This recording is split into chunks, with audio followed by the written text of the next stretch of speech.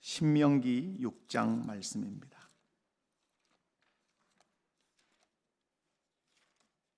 신명기 6장 4절에서 9절 말씀까지 제가 봉독해 드리겠습니다. 이스라엘아 들으라. 우리 하나님 여호와는 오직 유일한 여호와이시니 너는 마음을 다하고 뜻을 다하고 힘을 다하여 내 하나님 여호와를 사랑하라. 오늘 내가 내게 명하는 이 말씀을 너는 마음에 새기고 내 자녀에게 부지런히 가르치며 집에 앉았을 때에든지 길을 갈 때에든지 누워 있을 때에든지 일어날 때에든지 이 말씀을 강론할 것이며 너는 또 그것을 손목에 매어 기호를 삼으며 내 미간에 붙여 표를 삼고 또 내 집 문설주와 바깥문에 기록할지니라. 아멘. 할렐루야. 오늘은 모든 성도들이 하나님 앞에서 어린이를 생각하는 그런 주일입니다. 하나님께서는 다음 세대의 신앙교육을 부모 세대에게 그렇게 맡기셨습니다. 그러므로 부모 세대는 다음 세대의 신앙교육을 책임져야 하는 사명, 그 의무가 있다는 사실을 기억할 필요가 있겠습니다. 부모 세대가 책임감을 가지고 집중해야 할 일, 그건 얼마만큼 기름지게 먹이느냐, 좋은 학교에 보내느냐, 이것보다 우선된 여러분 책임이 있습니다. 그것은 다음 세대들을 신앙으로 양육하는 것이고 신앙을 전수하는 것입니다. 성경에서 이스라엘이 실패한 이유를 쭉 들면 여러 가지 이야기가 있지만, 그리고 말씀들이 있지만, 신앙 전수에 실패한 이유는 다른 데 있지 않습니다. 말씀 양육에 실패했기 때문에 그렇습니다. 우리 성경 공부하면서 여러분 듣지만 여호수아서가 끝나면 국민이 있고 법이 있고 땅이 딱 만들어져서 이스라엘 국가가 형성이 딱 되면 그 다음에 드러나야 할 이스라엘 국가는 전형적인 제사장 나라, 모델이 되는 하나님의 나라가 드러나야 합니다. 그러나 사사기를 읽어보면 사람들이 다 자기 소견에 옳은 대로 행해서 정말 엉망인 이스라엘이 등장하는 것을 봅니다. 사사기에서 그렇게 이스라엘이 엉망인 나라로 등장하는 이유는 다른 데 있지 않죠. 말씀을 맡은 레위인들이 말씀 양육에 실패했기 때문이라고 사사기는 우리에게 고발을 하고 있습니다. 우리가 함께 읽은 신명기는 요단강 건너편에 가나안 땅을 앞에 두고 광야 2세대, 우리로 얘기하면 신세대들에게 모세가 신명기를 풀어 해석해서 설교한 내용입니다. 모세의 입장에서는 고별 설교가 되겠습니다. 모세는 외칩니다. 하나님의 말씀을 버리면 하나님의 진노를 피할 수가 없다. 그러나 하나님의 말씀대로 살면, 시내산에서 받은 그 율법을 지키면서 살면 하나님이 주시는 복을 반드시 받을 뿐만 아니라 이방 민족들을 하나님께로 인도하는 제사장 나라의 사명을 잘 감당하게 될 거라고 그렇게 계속해서 모세가 설교를 합니다. 하나님은 모세를 통해서 외칩니다. 오늘 6장 4절에 이렇게 지죠. 이스라엘아 들으라. 우리 히브리어에서는 쇠마 이스라엘 이렇게 되어 있습니다. 그러니까 이스라엘아 들으라 이렇게 되어 있지만 들으라 이스라엘아 이렇게 되어 있어요. 오늘 하나님은 저와 여러분에게 외치십니다. 들으라 부모 세대여. 따라서 합시다. 들으라 부모 세대여. 사랑하는 성도 여러분, 하나님께서 우리에게 들으라고 하신 말씀을 살펴볼 때 주님, 제가 반드시 듣겠습니다. 들은 그 말씀을 마음에 새기고 순종해서 하나님 주신 그 은혜를 내가 누리고 또 하나님께 영광을 돌리겠습니다. 그런 마음으로 말씀을 듣는 귀한 시간 꼭 되시기 바랍니다. 부모 세대가 들어야 할 하나님의 명령이 있습니다. 첫 번째, 하나님을 사랑하라고 명령하십니다. 하나님은 어떤 분이십니까? 구원받은 하나님의 백성들이 사랑해야 할 분이십니다. 부모 세대가 무엇보다도 힘쓰고 애써야 할 일은 하나님을 사랑하는 것입니다. 오늘 하나님을 사랑하라 이 말씀을 지금 누구에게 주고 있습니까? 지금 광야 2세대에게 주고 있는 거죠. 이 2세대들이 가나안 땅에 들어가서 해야 할 일이 뭐죠? 하나님을 사랑하는 법을 자녀들에게 가르쳐야 한다는 거죠. 그래서 가장 먼저 이 하나님을 사랑하는 법을 가르쳐야 할 이 사람들에게 하나님을 사랑할 것을 말씀하고 있습니다. 부모 세대가 무엇보다도 힘쓰고 애써야 할 일은 하나님을 사랑하는 것입니다. 부모 세대가 하나님을 사랑하는 것은 너무너무 중요합니다. 내가 하나님을 사랑해야 자녀들에게도 하나님 사랑해야지, 하나님 사랑하거라 라고 가르칠 수가 있겠지요. 내가 사랑하지 않는 하나님을 사랑하라고 말할 수도 없고 사랑하라고 가르칠 수도 없는 것입니다. 사랑하는 성도 여러분, 우리 부모 세대로서 오늘 다짐해야 될 것, 내가 부모 세대로서 하나님을 사랑하는 사람이 되겠습니다. 그렇게 다짐하시기 바랍니다. 부모 세대가 하나님을 사랑하지 않으면 여러분의 자녀들은 절대로 하나님을 사랑할 수 없습니다. 왜? 부모님도 사랑하지 않는 하나님을 자녀가 어찌 사랑하겠어요? 부모님들이 신앙생활하면서 매우 주의해야 할 것들이 있습니다. 그 주의해야 할 사항은 다른 게 아니라 자녀들 앞에서의 태도입니다. 여러분, 자녀들 앞에서 교회나 목회자나 그리고 성도들에 대해서 불평하거나 비판하지 않도록 조심하셔야 됩니다. 그리고 신앙생활 하는데 집에 오면 신앙에 관한 얘기는 일치하지 않고 세상 얘기만 막 늘어놓는 것, 그것도 대단히 조심해야 합니다. 혹시라도 여러분 교회에 대해서 불평하고 싶고 목회자에 대해서 비판하고 싶고 또 중직자나 성도들에 대해서 불평하고 싶으면 여러분 들어가셔야 할 곳이 하나 있습니다. 어디로 들어가셔야 되냐면 화장실로 혼자 들어가십시오. 그리고 거기서 혼자 막 말하십시오. 비판도 하고 불평도 하고 원망도 하고. 그러나 어떤 일이 있어도 자녀들 앞에서는 교회나 목회자나 중직자나 또 성도 또 교계에 대한 이런 부정적인 이야기를 절대 하지 않기를 원합니다.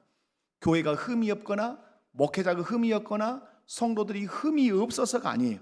내가 자녀들 앞에서 교회를 비판하고 목회자와 성도들을 비판하면 그것을 듣는 자녀들의 신앙은 결코 건강하게 자랄 수 없어요.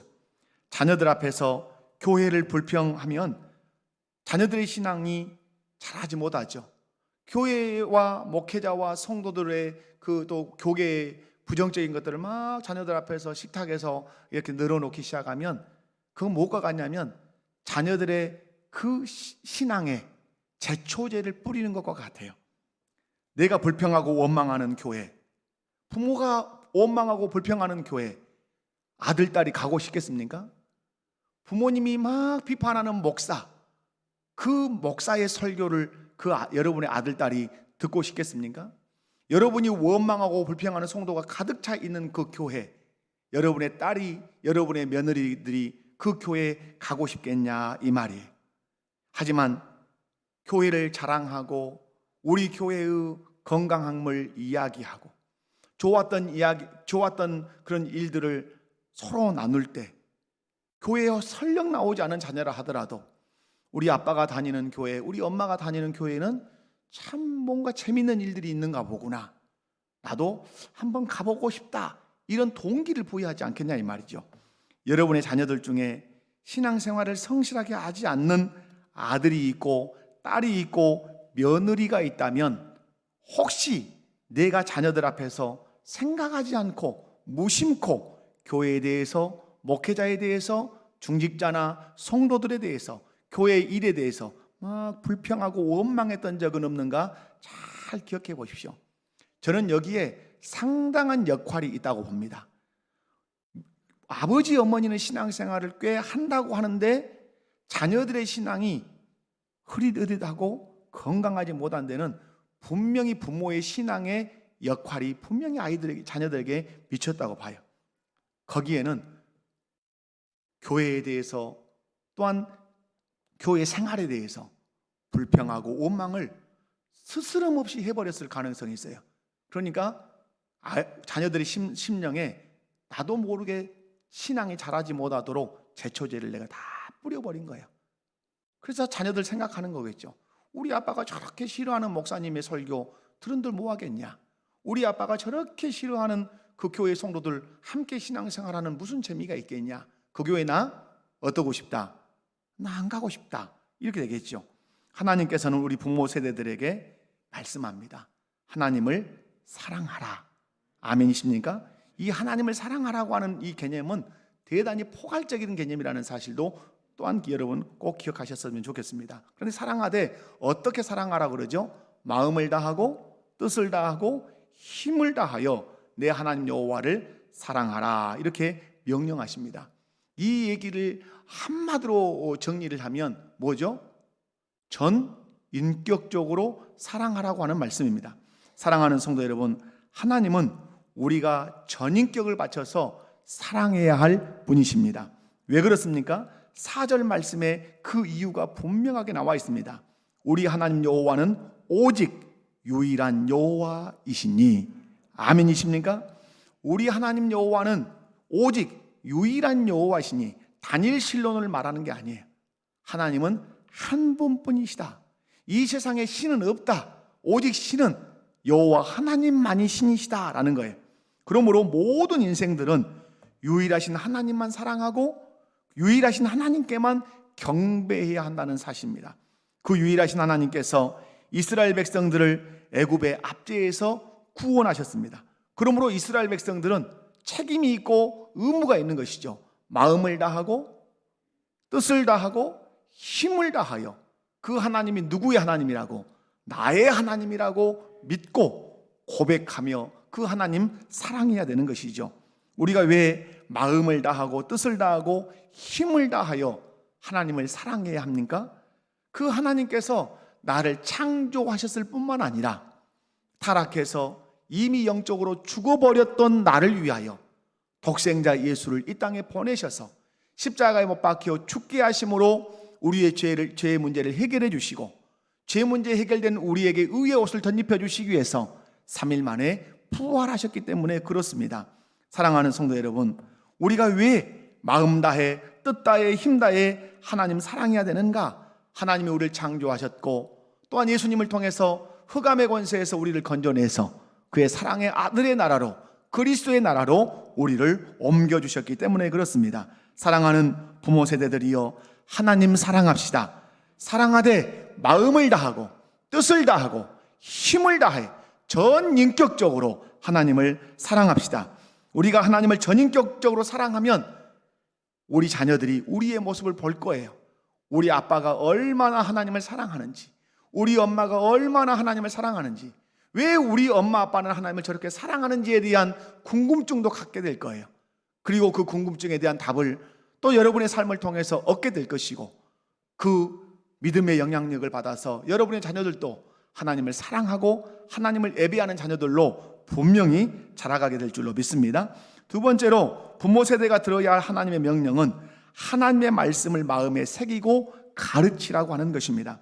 6절 말씀에 오늘 내가 내게 명하는 이 말씀을 너는 어디에 새기고 마음에 새기고, 어디에 새기고 마음에 새기고, 이렇게 말씀해요. 하나님께서 명령하시는 말씀을 마음에 새기는 것과 하나님을 사랑하는 것은 밀접한 관련이 있어요. 처음에 얘기하셨죠. 하나님을 사랑해라. 그 하나님은 오직 유일하신 하나님이시다. 그 하나님 어떻게 하라고요? 사랑해라. 사랑하라고 말한 뒤에 말씀을 어디에 새겨라? 네 마음에 새겨라. 무슨 말씀이에요?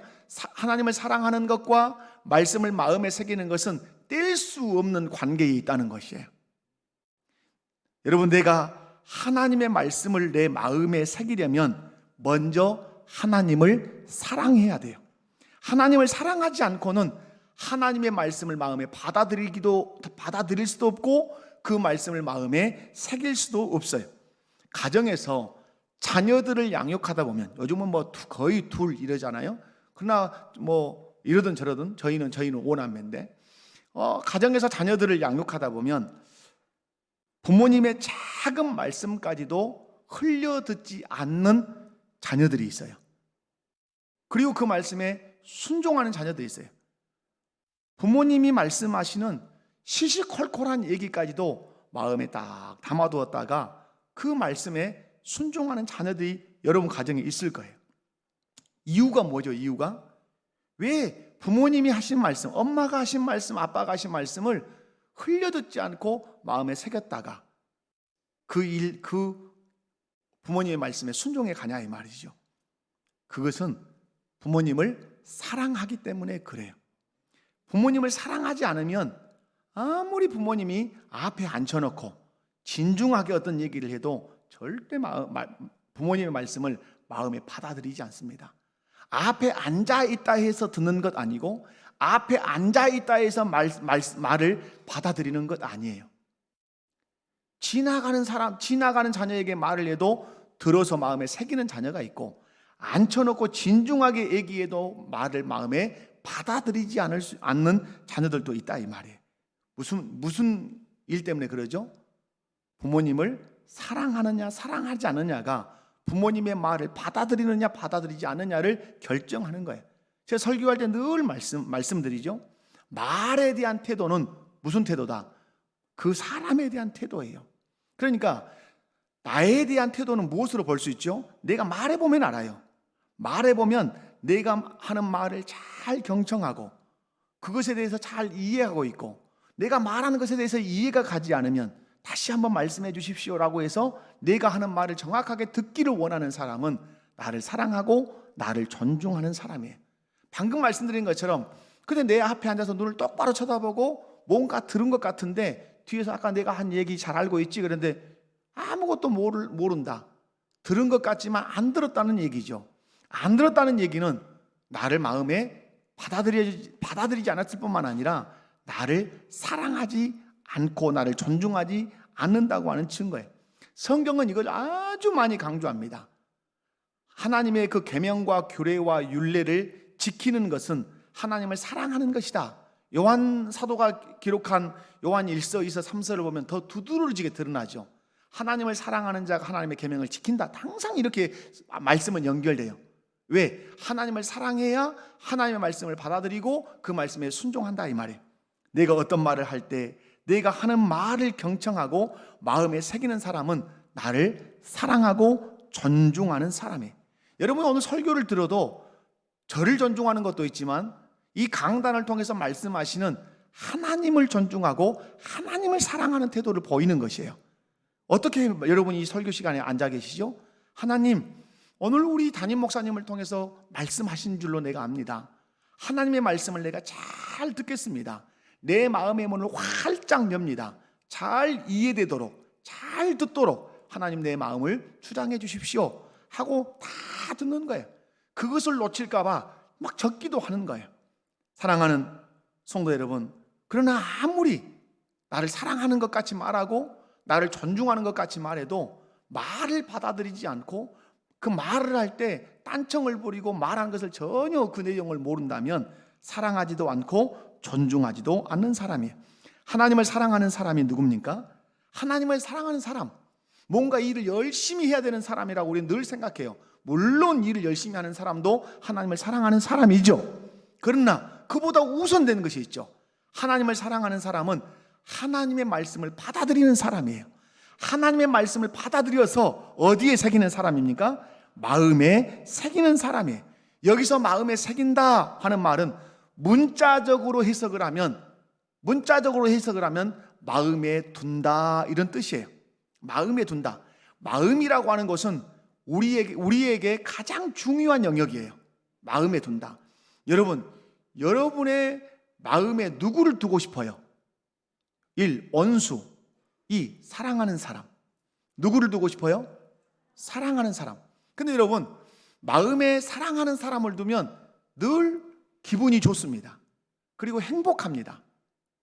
그런데 마음에 항상 사랑하는 사람만 두는 게 아니에요. 내 오장을 누군가 탁 상하게 하면 그 사람이 마음 중심에 딱 앉아 있습니다. 그 사람 때문에 기분이 나빠. 그 사람 때문에 짜증이 나. 그 사람 때문에 내가 혈기가 등등해. 그러니까 여러분, 내 마음에 미워하는 사람이 중심에 앉으면 안 돼요. 빨리 용서하고 사랑해서 그 사람이 미워하는 사람이 되지 않도록 해야 돼요. 의외로 많은 사람들이 사랑하지 않는 사람을 마음의 중심에 두고 그 사람을 깊이 묵상하고 그 사람을 생각하면서 짜증을 내고 미워하고 혈기를 내고 막 이런 사람들이 의외로 많습니다. 처리해 내셔야 돼요.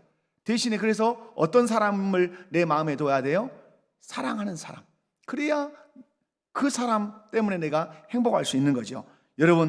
여러분이 하나님을 마음에 두셔야 돼요. 아멘이십니까? 그리고 하나님이 하신 말씀을 마음으로 받아들이셔야 돼요. 소중한 것은 어디 두려고 하는 거죠? 마음에 두려고 한단 말이에요. 하나님 그분이 소중하다면 여러분 마음에 두셔야 되고, 그분의 말씀이 이 세상의 그 어떤 보물보다도 가치 있는 것이라면 그분의 말씀을 마음에 받아들이고 마음에 새기셔야 돼요. 왜 하나님의 말씀을 마음에 새겨야 되는가? 여러분, 왜 하나님의 말씀을 마음에 새겨야 되죠? 이건 신의 산에서 하나님께서 말씀하셨고 또 신명기를 통해서 우리에게 말씀하셔요. 하나님의 말씀을 마음에 새겨야 되는 이유는 말씀대로 살아야 되기 때문에 그래요. 여러분, 오늘 신명기 6장 1절에서부터 3절 말씀까지를 쭉 읽어보아도 동일해요. 오늘 신명기 6장 말씀을 보면 6장 1절에 가르치라고 명하신 명령과 규례와 법도라. 너희가 건너가서 차지할 땅에서 어떨 것이니 행할 것이니 라고 말씀해요. 2절 말씀에 가도 끝에 가보면 그 모든 규례와 명령을 지키게 하기 위한 것이며 라고 말씀해요. 여러분, 하나님께서 우리에게 말씀, 율법, 십계명을 주신 이유는 왜 주신 거죠? 지키라고 주신 거예요. 교통법규를 국가에서 만들어서 우리에게 주는 이유가 뭐죠? 또 국가에서 헌법을 제정하고 지방자치단체에서 나름대로 어떤 법들을 만들어내는 이유는 뭐죠? 그것을 우리로 하여금 지키기 위해서 질서 있는 대한민국을 만들어 가기 위함인 거죠. 사랑하는 성도 여러분, 하나님께서 이스라엘 백성들에게 신의 산에서 율법을 주십니다. 축소판으로는 십계명을 주시죠. 주신 이유는 다른 데 있지 않습니다. 하나님의 백성답게 살라고 하는 사실입니다. 애굽에서 사는 것처럼 살지 말고 이제 구원받은 백성답게 구원받은 백성으로 살도록 하기 위해서 하나님께서 십계명을 주셨고 축소판으로 십계명을 주셨다, 이 말입니다. 이스라엘 백성은 하나님의 백성으로 살기 위해서 그래서 율법을 어디에 새겨야 할 책임이 있죠? 마음에 새겨야 할 책임이 있는 것입니다. 마찬가지로 하나님의 말씀을 우리 마음에 새겨야 할 이유는 뭐죠? 우리도 그 말씀대로 살기 위해서인 줄로 믿습니다. 그래서 우리는 하나님의 말씀을 마음에 새기기 위해서 성경을 읽고 성경을 암송하고 그리고 성경을 공부하고 또 요즘 출애굽기 여러분 필사도 하시는데 성경을 필사하고 또 사경회와 같은 말씀 사경회를 또 참석하고. 왜 이렇게 성경 읽고 쓰고 애우고 공부하고 이렇게 하죠? 지식을 막 늘려가지고 머리통을 키우려고 그러는 겁니까? 그건 아니죠. 뭐 하기 위해서? 살기 위해서. 누구로 살기 위해서? 하나님의 백성으로 구원받은 자로 살기 위해서. 여러분, 우리가 진실로 약한 것이 있습니다. 우리가 힘써야 될 일이 있어요. 한국 교회와 우리 스스로의 신앙이 연약한 것이 지금 무엇이냐면 하나님과 하나님의 말씀이 있는데 이 말씀을 가지고 훈련하지 않는다는 거예요. 우리 성경 공부하면서도 그런 얘기들 나눴지만 하나님이 계시고 그 하나님은 우리에게 말씀을 주셨어요. 말씀을 주시는 이유는 뭐하라고 주신 거예요? 지키면서 살라고 주신 거예요. 그런데 우리의 삶에 지키려고 노력하는 노력이 없단 말이에요. 반드시 지켜야 된다. 여러분, 운전면허를 따면 운전대를 잡고 차를 몰고 가면 이 운전자는 반드시 뭘 기억하죠? 교통법규를 기억하고 그 교통법규를 철저하게 지키려고 애를 쓰죠. 왜? 지키지 않으면 내가 어떻게 되니까? 나도 죽을 뿐만 아니라 상대방에도 피해를 끼치기 때문에 운전대를 잡고 나가는 사람은 교통법규를 기억하면서 철저하게 지킨단 말이에요. 그래서 나도 살고 상대방도 살고 사회를 질서를 유지한단 말이에요. 그런데 우리의 삶의 연약함이 무엇입니까? 말씀은 있어요. 말씀은 성경책은 있어요. 그런데 이 성경 말씀을 지키려고 하는 의지가 우리에게 없는 거예요. 여러분, 지난 한 주간 동안 살면서 어떤 말씀을 붙들고 막 나는 이 말씀 붙들고 살아야 된다, 이 말씀 지켜야 되는데 안 지켜지구나, 막 이렇게 막 가슴을 치고 막 이 회개하고 그래 본 적 있으십니까? 여러분 거의 어렵습니다. 제가 볼 때는 우리 성도들의 머릿속에 말씀을 마음에 두고 말씀을 마음에 새기고 그 말씀대로 살기 위해서 힘쓰고 노력하고 애쓰는, 군대는 그 군대 법규대로 안 지키면 어떻게 하죠? 얼차려봤죠. 저희 때 같은 때는 두들겨 맞는 거죠. 그러면서 지키게 만들어버리는 것이죠. 근데 교회는 그런 강제력이 없는 거예요. 강제력이 없단 말이에요. 말씀 안 지키면 당신 제적시킵니다. 당신 그 말씀 안 지키면 천국 못 갑니다. 이렇게 말하지 잘 않는단 말이에요. 강제력이 없으니까 지켜도 되고 안 지켜도 되고, 성경 까이껏 읽어도 되고 안 읽어도 되고, 이렇게 돼버린다는 거예요. 사랑하는 성도, 분명한 것, 하나님이 우리에게 말씀 주신 것 왜 주셨다? 지키며 살라고 주신 줄로 믿습니다. 그러므로 붙들고 살아야 돼요. 이방 종교는 수행이라고 하는 것이잖아요. 수행. 삼보일배를 하는 수행. 그러면서 자기의 내면 안에 있는 그 욕구들을 어떻게든지 떨쳐보려고 하는 그런 수행이 있단 말이에요. 근데 우리는 그런 걸 잘 하지 않는단 말이에요. 그러니까 변화되지 않는 것이죠. 사랑하는 성도 여러분, 하나님의 말씀을 마음에 새겨야 되는 그 일, 왜 새겨야 되죠? 말씀대로 살아야 하기 때문에 그렇습니다. 마음의 말씀을 새겼다면 그 말씀대로 살기 위해서 최선을 다해야 될 줄로 믿습니다. 두 번째로, 자녀에게 말씀을 가르치기 위해서 말씀을 마음에 새기셔야 합니다. 6절과 7절 말씀을 보면 이렇게 말씀하죠. 오늘 내가 내게 명하는 이 말씀을 너는 어디에 새기고? 마음에 새기고. 7절에 자녀에게 부지런히 어떻게 하고? 가르치고. 그리고 저 끝에 가보면 이 말씀을 어떻게 할 것이며? 강론할 것이며. 여러분, 부모는 자녀 세대에게 말씀을 부지런히 가르쳐야 할 사명, 말씀을 강론해야 될 사명이 있죠. 그러나 가르치고 강론하기 위해서 전제되는 것이 있죠. 선행되어야 되는 것이 있죠. 그것이 무엇이죠? 말씀을 마음에 새겨야 되는 것이죠. 부모의 마음 가운데 하나님의 말씀이 새겨지지 않으면 자녀에게 말씀을 가르칠 수 없고 자녀에게 하나님의 말씀을 강론할 수 없단 말이에요. 그러므로 부모들이 힘쓰고 애써야 되는 일이 있습니다. 그게 뭐죠? 하나님의 말씀을 마음에 받아들이고 그 말씀을 마음에 새기는 그 일을 부모 세대가 힘써야 되죠. 그러므로 그 누구보다도 성경 읽기에 몰입하고, 그 누구보다도 성경 공부에 매진하고, 그 누구보다도 성경을 쓰고, 그 누구보다도 성경 배우기에 힘써야 되는 세대는 다음 세대이기 이전에 부모 세대라는 사실을 잊지 않으시기 바랍니다. 새겨야 가르치고 새겨야 강론할 수 있다고 오늘 우리 주님이 모세를 통해서 우리에게 말씀하고 있습니다. 자녀들에게 하나님의 말씀을 가르치십시오. 자녀들에게 하나님의 말씀을 강론하십시오. 그러기 위해서 하나님의 말씀을 많이 읽고 많이 암송하고 많이 공부하시기 바랍니다. 여러분이 말씀을 마음에 새기는 일을 하지 않으면 여러분은 자녀들 앞에서 단 한 번도 예수 믿는 부모고, 예수 믿는 장로고, 예수 믿는 권사고, 예수 믿는 집사여도 말씀 얘기 한 번도 일주일 안 할 수 있어요? 한 번도. 왜 안 할 수밖에 없습니까? 마음에 있는 것이 나오는 것인데 새겨진 말씀이 없는데 어떻게 말씀이 나오겠어요? 세상의 것들, TV에 있는 것들로 마음에 많이 새겨져 있으면 그 말만 나오는 것이지.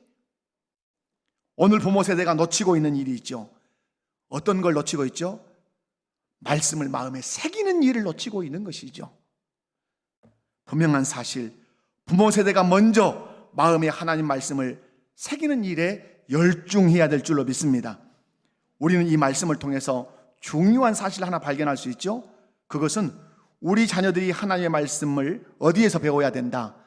가정에서 배워야 된다. 누구로부터? 엄마로부터, 아빠로부터 배워야 된다고 오늘 가르쳐주고 있습니다. 부모님들이 하나님의 말씀대로 살기 위해서 말씀을 마음에 새기기도 해야 되지만 또 하나 중요한 것은 우리 자녀들에게 말씀을 가르치고 말씀을 강론해서 하나님의 백성답게 이 땅에서 살도록 하기 위해서 부모인 내 가슴에, 부모인 내 마음에 하나님의 말씀을 새기는 일을 해야 된다, 이 말이에요. 지금까지 여러분 신앙생활하면서 말씀을 내 마음에 새겨야 돼. 말씀을 내 마음에 담아두어야 돼. 그래야 내가 내 아이들에게 말씀을 가르칠 수 있고 하나님의 말씀을 강론해 줄 수 있고 설명해 줄 수 있어 라고 하는 의식을 가지고 여러분이 성경을 읽은 적이 언제 있으며 성경을 배워야 되겠다라고 두 주먹을 불끈 쥔 적이 언제 있는가를 한번 생각해 보시기 바라요.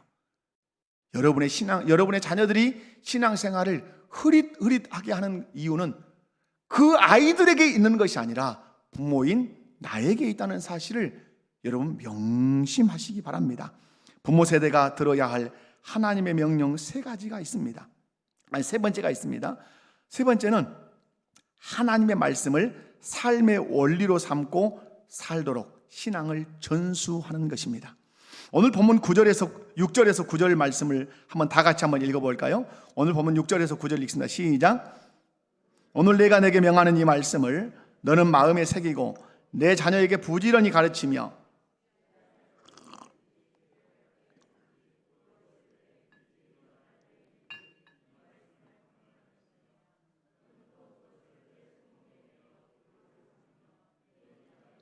표로 삼고 또 내 집 문설주와 바깥문에 기록할지니라. 아멘. 여기서 눈여겨보아야 할 이것이 7절 자녀에게 부지런히 가르쳐라. 사명이죠. 부모 사명 뭐라고요? 자녀에게 하나님의 말씀을 어떻게 가르쳐라? 부지런히 가르쳐라. 부지런히. 저도 여기에서는 많이 부끄럽고 자유롭지 못해요. 자녀에게 하나님의 말씀 어떻게 가르쳐라? 부지런히 가르쳐라. 어떻게 가르치는 것이 부지런히 가르치는 거죠? 오늘 말씀을 보면 이렇게 얘기하죠. 집에 앉았을 때든지 길을 갈 때든지 누웠을 때든지 일어날 때든지 틈나는 대로 뭘 말해라. 틈나는 대로 하나님 말씀을 가르치라고 하는 말씀이죠. 하나님 말씀을 자녀에게 여러분 가르쳐야 하는 그 사명, 책임 누구에게 주셨습니까? 부모인 나에게 주셨단 말이에요. 하나님의 말씀을 자녀에게 부지런히 가르치고 강론하는 것, 이건 뭐죠? 자녀들에게 신앙을 전수하라는.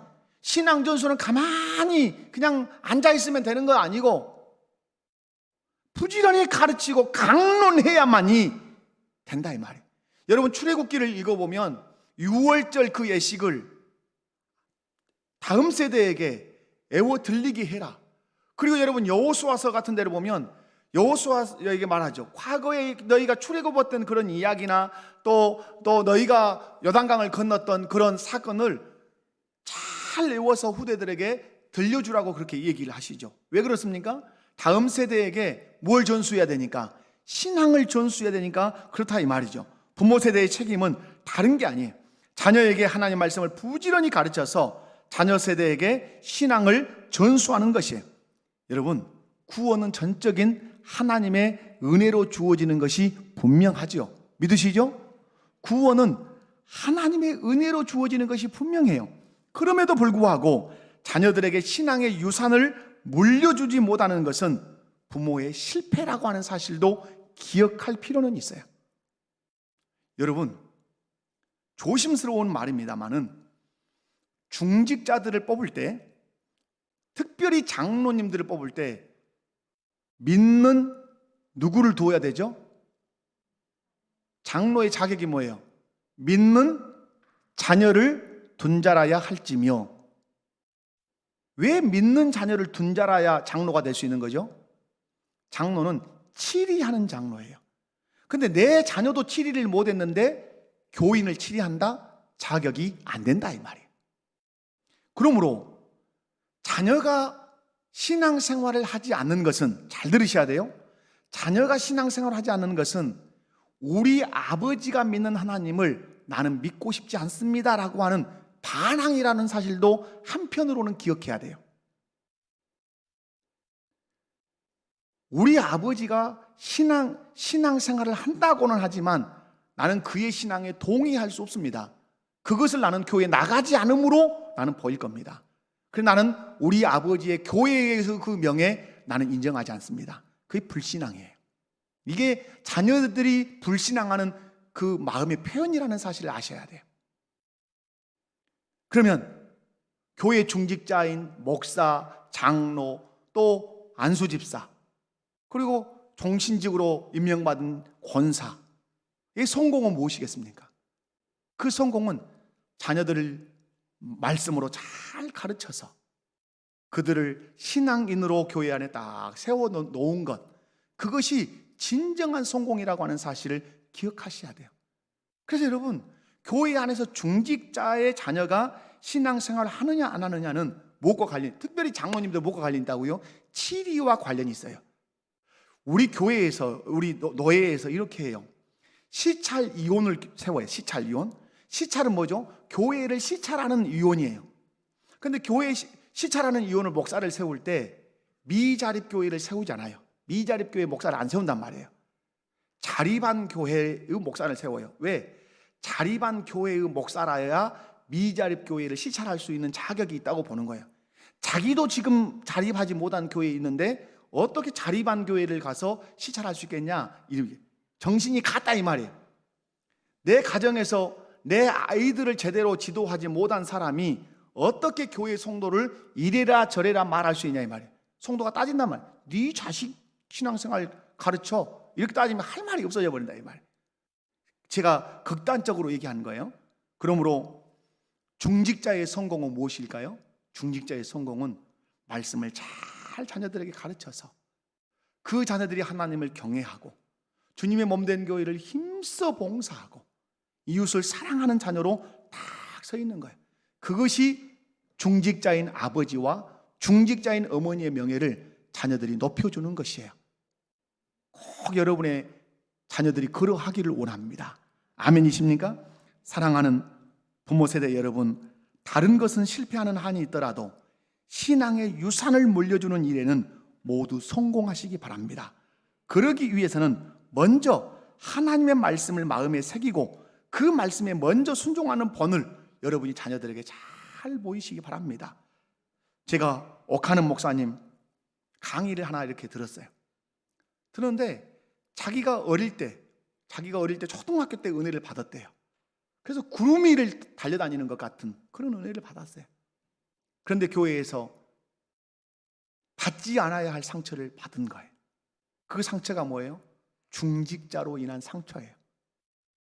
얼마나 마음이 아팠는지 모른다 이 말. 여러분, 왜 그럴까요? 왜 중직이라고 하는 귀한 직분에 앉아 하나님이 이렇게 딱 자리에 앉혀주셔서 일하게 했는데 왜 그분은 죽을 때까지 교회에서 가시 노릇을 했을까요? 그는 중직은 됐을지 모르지만 하나님의 말씀이 그 마음에 새겨지지 않았기 때문에 그래요. 자기의 정욕, 자기의 욕심, 그것으로 중직을 맡았기 때문에 그래요. 오늘 저와 여러분이 마음에 새겨야 되는 것이 뭐예요? 내 욕심, 내 정욕이 아니에요. 오늘 내 마음에 새겨야 되는 것은 하나님의 말씀이에요. 아멘이십니까? 하나님의 말씀을 오늘 보면 손목에 매어 기호를 삼으며 미간에 붙여 표를 삼으라는 이 말씀이 있어요. 이것은 상징적인 거예요. 그런데 지금 유대인들은 여기다가 이렇게 붙이고 다녀요. 조그만 함을 묶어가지고 이렇게 붙이고 다니고 그렇게 해요. 손목에 이렇게 차고도 다니고. 여러분, 그러나 말씀을 손목에 매라고 하는 것은 말씀을 행동의 원리로 삼으라 이런 얘기고, 미간에 붙이라는 것은 생각의 원리, 판단과 결정의 원리를 말씀으로 삼으라고 하는 얘기예요. 한마디로 얘기해서 뭘까요? 하나님의 말씀이 너의 모든 삶의 원리가 되어야 된다는 얘기를 하시는 거예요. 오늘 말씀에 내 집문설주와 바깥문설주의 그 말씀을 기록해라. 이 집문설주는 어디냐면 가정집의 대문 역할이에요. 거기에다 말씀을 기록해라. 바깥문설주는 성문이에요. 모포시로 들어오면 석현동 입구, 그런 성문이 있잖아요. 거기다가 말씀을 붙여놔라. 이 말은 뭐예요? 성으로 들어올 때든 나갈 때든, 집으로 들어올 때든 집에서 나갈 때든 늘 무엇을 보게 해라? 말씀을 보게 해라. 그리고 손목에, 그리고 미간에 말씀을 붙이라는 말은 말씀이 네 삶의 원리가 되게 해라, 이런 말씀이에요. 사랑하는 성도 여러분, 늘 저는 여러분에게 외치죠. 예수 그리스도가 나의 왕이라면 그분의 말씀이 내 무엇이 되어야 된다? 삶의 원리가 돼야 돼요. 삶의 원리, 사람을 대하는 원리, 물질을 대하는 원리, 교회를 대하는 원리, 성도와 성도를 대하는 원리, 성도와 목회자를 대하는 원리, 그것이 무엇이 돼야 돼요? 말씀이 돼야 된단 말이에요. 그러려면 그 말씀을 우리 마음 가운데 새기셔야 돼요. 아멘이십니까? 사랑하는 성도 여러분, 하나님의 말씀을 이제 우리에게 주셨어요. 그리고 말씀해요. 부지런히 가르쳐라. 누구에게? 네 자녀에게 부지런히 가르쳐라. 그래서 다음 세대에게 이 신앙의 유산을 반드시 물려줘야 된다고 그렇게 우리에게 말씀하고 있어요. 사랑하는 성도 여러분, 부모 세대 여러분, 여러분은 자녀들에게 신앙의 유산을 물려주기 위해서 무엇을 각오하고 계십니까? 신앙의 유산을 물려주기 위해서 어떤 노력을 기울이고 있습니까? 저는 자녀들 신앙생활 하지 않으면 아주 그렇게 많이 우리 교회에서는 그런 얘기를 잘 안 하지만 제가 시골에 이렇게 교회에 있을 때 같은 데는 그렇게 신앙생활 안 하면 김장김치 안 보내준다 그러시죠. 신앙생활 안 하면 내가 가지고 있는 유산이 지극히 작은 거지만 나는 사회에 기부할 거라고 얘기하십시오. 과감하십시오. 저는 그게 왜 그럴까요? 우리 어머니가 우리 아버지가 가장 귀하게 생각하는 것은 무엇이구나? 신앙 생활이구나. 이것을 뼛속 깊이 각인시키지 않는다면 나는 노력하지 않고 있는 거예요. 교회 갔냐? 이 말도 물어보지 않는다면 그건 대단한 직무유기고 그냥 겨우 교회 갔냐? 안 갔어요. 가지 그랬냐? 이 정도로 맞춘다면 아직도 먼 거예요. 내가 신앙생활을 얼마나 귀하게 여기고 있는지, 하나님을 섬기는 것을 내가 어떤 가치로 두고 있는지인가를 자녀들에게 어필해 줘야 될 거 아니에요. 나에게 있어서 신앙은 이것이다 라고 어필해 줘야 되잖아요. 뭘 어필하실래요? 뭘로? 그 어필의 방법을 찾아내셔야 될 거 아니에요. 가장 중요한 건 뭐죠? 만날 때마다 말씀을 얘기하는 거죠. 만날 때마다 예수 십자가와 부활의 복음을 말해주는 것이죠. 그리고 강조하는 것이죠. 나는 아무런 욕심 없다. 내 오직 소원은 너희들이 예수 믿는 것이고 교회에 나가서 예배 드리는 것이다. 그것만 된다면 나는 춤을 출 것이다. 그것만 된다면 나는 오늘 죽어도 여한이 없다. 그러나 그걸 하지 않는다면 나는 내가 가지고 있는 유산, 내가 잘하는 음식 너희들이 하나도 해주고 싶지 않다. 왜? 재미도 없고 의미도 없기 때문에 그렇다. 그러면 자녀들이 깨달아 알겠죠. 우리 어머니가 가치 있게 여기는 것, 우리 아버지가 가치 있게 여기는 것은 무엇이구나? 신앙 생활이구나. 하나님을 섬기는 것이구나. 교회에 나가는 것이구나. 이것을 뼛속 깊이 새겨야 되는 거죠. 안 될 때는, 정말 끝까지 해서도 안 될 때는 언제까지 해야 돼요? 죽어서 숨이 꼴딱 넘어갈 때 내가 정말로 죽으면서까지 너에게 부탁하고 싶은 것이 있다. 신앙생활 해라 하고 운명하셔야 되는 거죠. 우리 교회 한 7년 이상을 교회를 쉬다가 교회 나오신 집사님이 계셔요. 그런데 그분이 우리 교회에 이렇게 등록을 저 있을 때 와서 하셨는데 다른 이유가 있잖아요. 하나의 이유예요. 어머니가 돌아가시면서 유언하신 거예요. 신앙생활 해야 되지 않겠냐 하고 돌아가셨다. 그 유언이 가슴에서 떠나지 않는 거예요. 여러분, 유언으로라도 신앙생활을 하도록 만들어 놓아야 돼요. 아멘이십니까? 사랑하는 성도 여러분, 말씀했습니다. 부모 세대가 들어야 할 명령이 있습니다. 하나님 사랑하셔야 합니다. 그 누구보다도 하나님 사랑하셔야 합니다. 마음 다해, 뜻 다해, 힘 다해 하나님 말씀 마음에 새기셔야 합니다. 여러분이 하나님을 사랑한다면 성경 가까이 하셔야 합니다. 성경 가르쳐달라고 여러분이 쫓아다니셔야 합니다. 그리고 성경을 가르치는 현장에 있다면 여러분 빠지지 않고 그 자리에 참석해서 말씀을 배우셔야 합니다. 살기 위해서 배워야 될 뿐만 아니라 우리 자녀들에게 하나님 말씀을 가르치고 강론하고 하나님 나라를 소개하기 위해서 말씀을 배우셔야 할 줄로 믿습니다. 뿐만 아니라 하나님의 말씀을 삶의 원리로 우리가 삼고 다음 세대에게 신앙을 전수해야 할 책임이 있다는 사실을 꼭 기억하십시오. 부모의 성공은 재산을 많이 쌓는 것, 부모의 성공은 사회적인 지위를 높이 갖는 것, 그것이 아니라 부모의 성공은 내 아들, 딸, 하나님이 내게 맡기신 하나님의 백성인 아들, 딸을 하나님의 자녀답게 신앙인으로 딱 세워놓고 죽는 것입니다. 그것이 부모의 성공이라고 여러분 믿으시고 오늘 이 어린이를 생각하는 이 주일에 이제부터 결단하십시오. 어떻게 신앙을 전수할 것인가? 그걸 놓고 금식하시고 그걸 놓고 울부짖고 기도하셔서 여러분이 살아계실 때 함께 예배당에 나와서 하나님의 성호를 찬양하고 하나님께 영광을 돌리는 그런 복된 은혜와 축복이 있기를 주님의 이름으로 축원합니다. 다 같이 자리에서 일어나셔서 우리 야곱의 축복